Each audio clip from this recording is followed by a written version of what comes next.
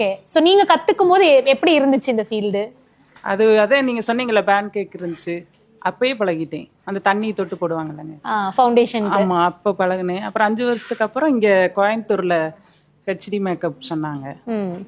அவங்களுமே ஓரளவுக்கு தான் சொல்லி கொடுத்தாங்க. இந்த அளவுக்கெல்லாம் எனக்கு தெரியல.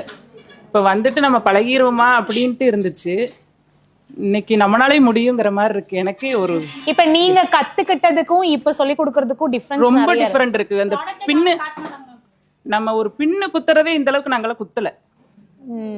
நீங்க குத்துறத வச்சுதான் இந்த மாதிரி தான் குத்தணுமாங்கிறதே எத்தனை வருஷம் ஆயிருக்குன்னு பாருங்க.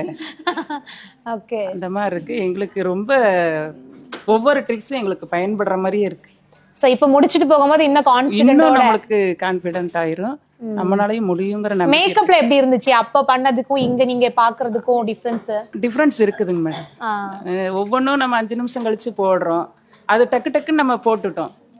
அப்பெல்லாம் ப்ராப்ளம் வரும். அப்ப நீங்க அந்த அந்த ஸ்டைல் ஃபாலோ பண்ணும்போது ஏதாவது சாட்டிஸ்ஃபைட் இல்லாம போகுமா ஃபைனல் ஆக ஆக?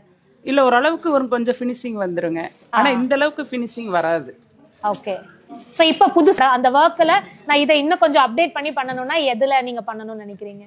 மேக்கப்பும் சரி, தலை சீவுறதும் சரி, எல்லாமே நம்ம நீங்க சொல்ற மாதிரி செஞ்சா தான் எனக்கு ஃபினிஷா முடியும்னு சொல்ற மாதிரி இருக்கு எனக்கு.